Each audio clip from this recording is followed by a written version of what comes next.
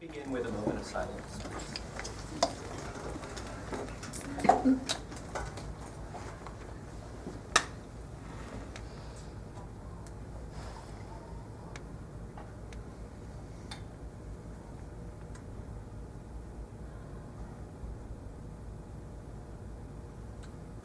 Thank you. It's a pleasure to be able to speak with you about our school. I'm going to cover three general topics. The first will be what it is that I believe makes McLean School so special. The second is a little bit of a dive into the numbers to understand what they can tell us about our program. And the third is I'll wrap up with an ask of you. But before I get started, I wonder, in order to just sort of calibrate my thinking and get a sense of what's on your minds, I'd like to take a couple questions from the audience. If there are any things that you're hoping that you'll hear about this morning. Liz, Okay. First of all, thank you for having this meeting. I actually wrote my question down. Aiden is doing really well here. Great. And we love the school. And we call his progress and the way he is in class McLean magic. It's magical what happens here. But we know that the school is growing. The numbers are increasing. There are a lot more kids. How do you project keeping that magic alive? How do you see with the growing numbers being able to move into the future? Well, Aiden's going to be here for high school. There are going to be more kids. How do you plan on keeping that magic going? So great question, and goes right to the topic of the presentation, so I'll be speaking about that. Thank you. Yeah, Cal. Just what are the 2 or 3 key strategic initiatives that you see over the next 3 or 4 years from the school? What does the school look like 3 years from now? Okay, great. Is there one more? Okay, great. Well, thank you. Those are a great setup to the talk that I've prepared. And please feel free to ask questions if you have them as I'm going along. I think one of my most important jobs is really understanding the answer to the questions that you've just asked. What is it that makes McLean work so well? And I spend a lot of time thinking about this. I spend a lot of time talking with faculty, with parents, observing students, working with other administrators on this question. And I think that the answer, in its simplest terms, is that transformation begins with connection. Academics are at the core of what we're doing here at McLean School.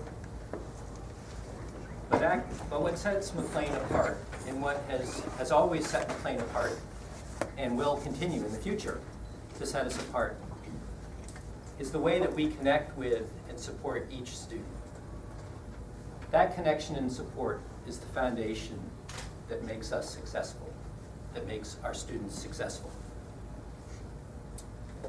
Now, small class sizes are an important part of that formula, and that's one thing that won't change.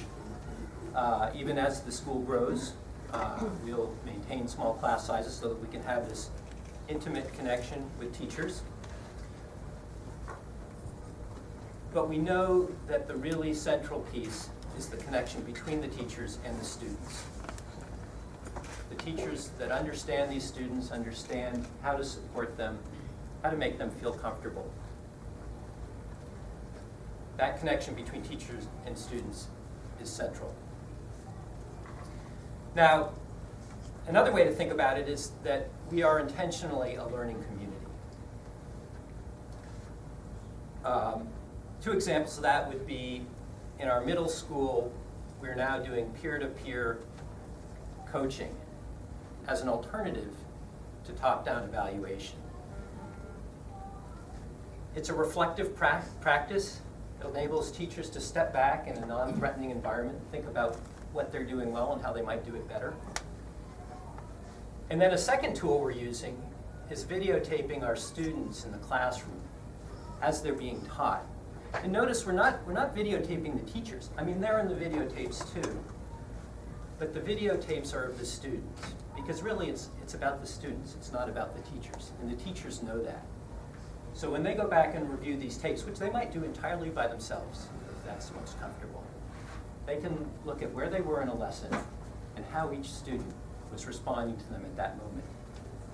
That enables them to improve their approach, make course corrections in the future. We also invest heavily in professional development. For example, if you have a child in the lower school, you may know that all of our lower school teachers are trained in Orton Gillingham as a foundation for their work. But we're also getting our teachers training in ways to support students with attention issues or students who are challenged with executive functioning.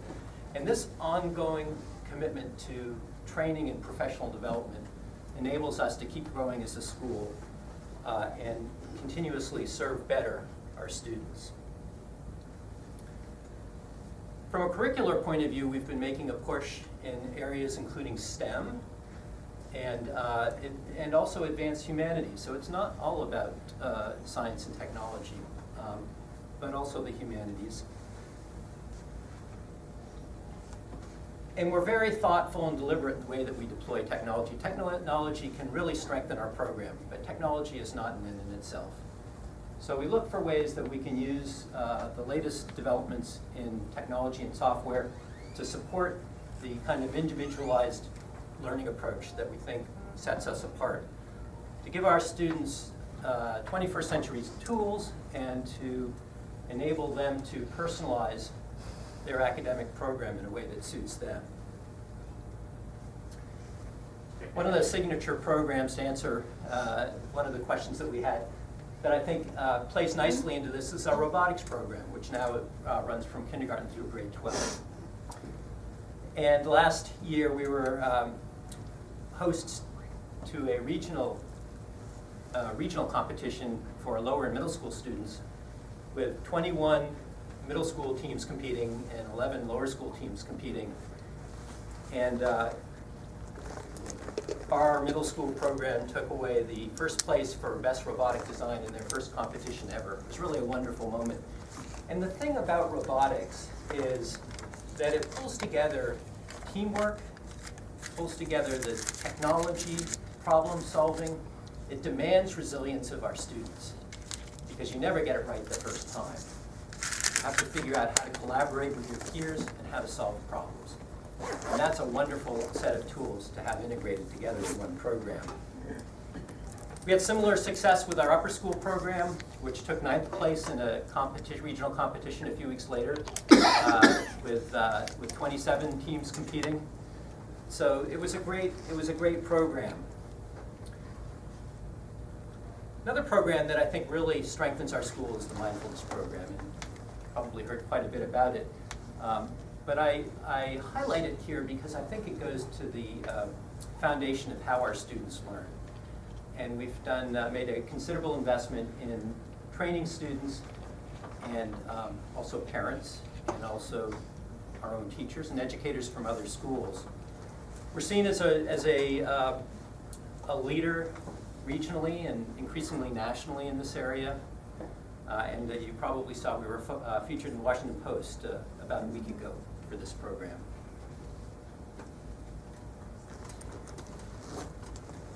Gardening also has a special place in my heart and in our program. And it's a bit like robotics in that it's a highly integrative program element. Students can learn about biology, ecology, nutrition. As soon as we launch our farm stand, entrepreneurship. But there's also something about sticking your hands in the soil that's very grounding. And over all of that is when you plant a seed, when you prepare the soil, plant a seed, watch it grow, harvest it, you're learning some lessons about executive functioning, about how to organize work. So it's a wonderful way to integrate many different aspects of what works so well at McLean School. Part of my own commitment to personal and professional growth within our learning community relates to my own service to 2 national organizations that serve independent schools. I'm on the board of both the National Association of Independent Schools and the National Business Officers Association. These are 2 of the largest providers of professional development to independent schools. And I'm delighted to report that this February, at the National Association for Independent School Conference in San Francisco, a conference that brings in thousands from independent schools across the country. We will have, McLean School will have two presentations, one on the topic of wellness, where we have a cutting-edge program that really is a model for other schools nationally, and also a program on reflective teaching practices that I mentioned earlier. Another area where we're really at the cutting edge. So I think this is important. We're always looking to share what we know. We've been historically a leader in developing approaches to effective teaching of students. And I think as we share those with other schools, we're also affirming our own program area. It's very good for our teachers and our administrators to be involved with that. In the end of the day, our success really relies on an incredible faculty who's committed to their students and knows how to connect with and support them. That's the sort of essential piece. It's also important that we have a vibrant arts program. Our visual arts program and performing arts program provide ways in which students who might not feel such strength in other areas to really show their great, tremendous creativity and potential. And athletics, similarly, it's another place to achieve. It's a place where we work hard to balance inclusion with achievement, and a place where students can learn really important life lessons. Now, there may be no life lesson more important than how to live peacefully and compassionately in the world. So that's another big area of focus for us. It, in fact, is not just a question of how we look out in the world and relate to what's going on out there, but it's also very much a focus of how we relate to each other in this building. Maximizing our mission involves also reaching our parents, other professionals in the field, and frankly, other parents as well. And Cecily's advocacy workshop over the years has been a tremendous tool for doing that. Very grateful to our Parents Association for organizing this event. It's not only a powerful event for the content that we deliver, but it's also a powerful branding opportunity for a school. It lets people in the community know what we are doing here at McLean School. It's different from another school. We also have a series of evening speakers. The next one coming up, as you probably know, is Deborah Rothman, a nationally recognized educator on the topic of how to have healthy conversations with our students about sex. But programs in the last year have included ones on internet safety and how to empower our adolescents to feel more control in their lives. Our summer programs are also an important element. They do serve our students, but they serve a broader community as well.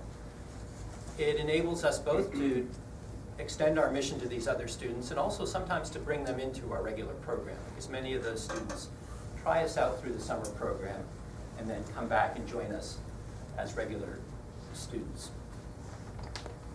So that's sort of what I see as what makes McLean School special. And now I'm going to move into the second part, which is, what do the numbers tell us? The most important number is 384. And that's the number of students that we opened this year with.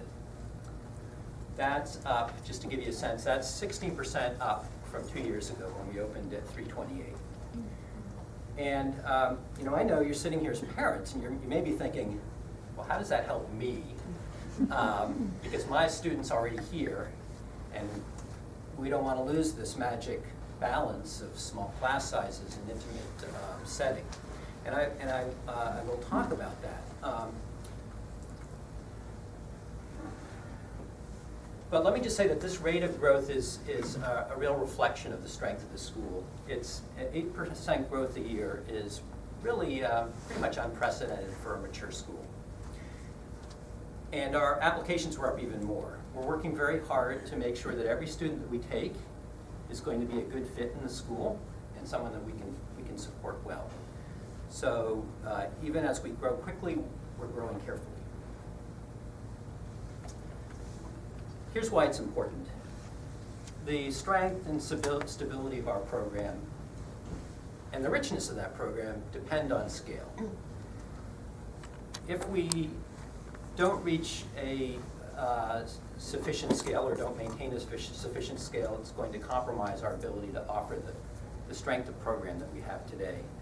So we have a positive cycle set up between size, program richness, healthy outcomes for our students. Doesn't mean we want to be a school of 3,000, nothing close to that. But we know that we probably want to be north of 400. And that's going to help us in a lot of ways. But we also know, and this is why we pay so much attention to what it is that makes us successful, we know that we have to protect those elements. That sense of support, that sense of connection, small class sizes. Yes? You said to jump in. So. Okay. Yeah, go ahead. So you're indicating that the goal is to increase enrollment to about 400. And I'm sure you're going to touch on this, but we can't do that here in this building. Actually, we're allowed to go up to 500 in this building, 495. So we've got some room, and we're thinking about, and actually the program did operate a decade ago between 450 and 490 students. So we're evaluating how to do that, but we know that we have to think about space. So that's part of what we're looking at for the future. Great question. We're fortunate to have a rich array of strong independent schools in our region, and these are great schools. They're not all great schools for every student, and these 8 schools sent us 12 students this year. In fact, my old school, Sidwell Friends School, sent us 3. When a student is not thriving in another school and they come here, everyone's better off. Certainly the student. It helps us because we're doing our mission. It helps the student and their family. It probably helps the school that's sending them on, because if they're struggling in another environment, that's not good for them, it's not good for their peers, it's not good for their teachers. So when a student makes an appropriate move, everyone benefits. The next number is 90. 90% of our students now are returning year after year. That's up from about 83% a couple of years ago. And our growth is partly predicated on new students coming in, about 85 this year. But I'm really interested in this retention rate, because what it tells us is that parents are voting with their seats, not their feet. They're deciding to stay. What we're doing for their student is working. It's an incredibly important indicator of our health. And 90%, just to give you a sense, nationally, 90% is considered a pretty good number for a K-12 independent school. But I think for a school that's serving a population of students with a variety of learning needs, and in many cases families that never thought they were going to have to budget for an independent school tuition, it's an extraordinary number. Now, traditionally, we've lost a lot of students between 8th and 9th grade. And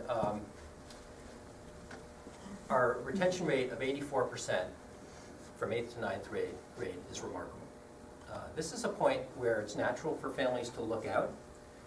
They've had, depending on when they came, great support through lower school, great support through middle school. Sometimes the learning issues that brought them here have been addressed effectively. We have terrific public schools in the area, and they happen to be free. And there are other larger independent schools, which sometimes is the right thing for a student who wants a strong athletics program or a larger social community. But what this tells me is that word is getting out about what an amazing upper school program we have. And while we will always support a family that decides that it's time for their student to move on, it's gratifying to see that so many are choosing to stay. Mike?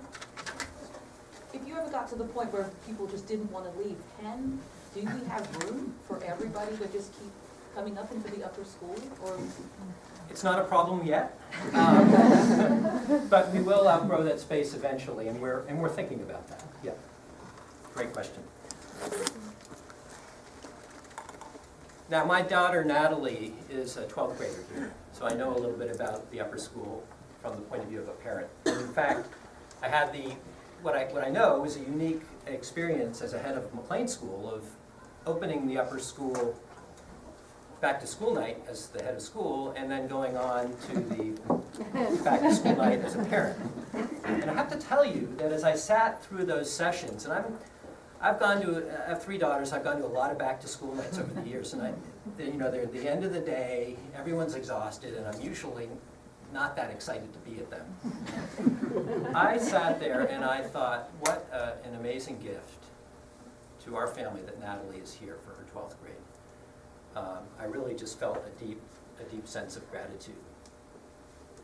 We have a terrific college counseling office, which those of you who are already in the upper school know about, and we've been successfully placing students at schools like Brandeis and Duke and Vassar and Vanderbilt, but also at High Point or Berklee College of Music. It's really about finding the right setting for each student. And our students go on to college so well prepared because they have a deep understanding of how they learn. They have great study skills. They've learned to be persistent. And they know how to advocate for themselves. They're ready for college and they're ready for life.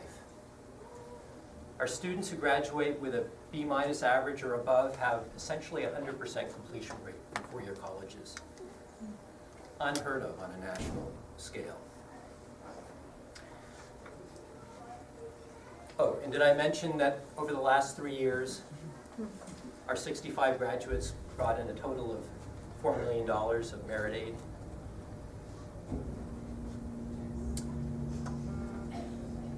So, reaching students who we can serve well, which is what we need to do to accomplish our mission as a school, requires that we explain who we are.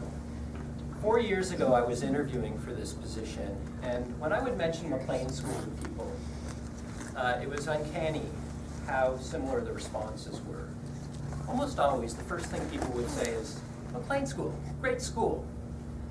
And then, for some of them, that was as far as it went, because all they knew was that it was one of those private schools out there and had a good name. But for those that were in the field, they would then go on, and here's the part where it almost felt a little creepy. It's like, what are they doing? Sharing notes with each other? They'd say, a little unclear about what it's doing now. So one of the first tasks that I took on, together with the administration and the board, when I got here, was to clarify how we're understood in the community and how we understand what we do. And many of you know about this because you participated in focus groups or surveys if you were here at the time. We knew that we needed to do a better job of articulating who we are, who we serve, what an amazing place this school is. And I think we nailed it. We're getting the word out, and our work's not done. So when we run buses to Virginia, I often tell the story that one of the first parents I met here was Jen Cheddar-Linning, who came up to me at a coffee reception before I'd started work. And she said, you need to get the word out about this school, because I spent 2 years trying to find you. It took me 2 years. Jen lives across the river, which for many of us is far away. So when we run a bus over there with our branding on it, we are trying to support our families with a better transportation solution, but we're also trying to let Virginian families know that we're here and we can solve that problem for them too. Okay, so I said I was going to have an ask. This picture, which I am so fond of, I mean, I have this up. If you've been in my office, you know that I have it up in my office. I love this picture. And I don't love it just because our faculty and staff supported our annual fund at 100% level, although I'm very happy about that. I love it because it captures the deep commitment that our faculty and staff show to our students in our school every single day. It's just all right there. So my ask to you is please support the school to the extent you're capable through our True Blue annual fund. And also, and equally important, and really probably more important, although Will Waldron does not want to have me say this, let others know about the school. If it's working for your child, tell your neighbors, tell the professionals that referred you to us. Help us get the word out. Thank you very much.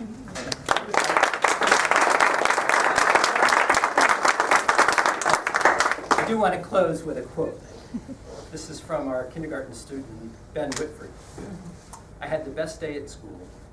I love McLean.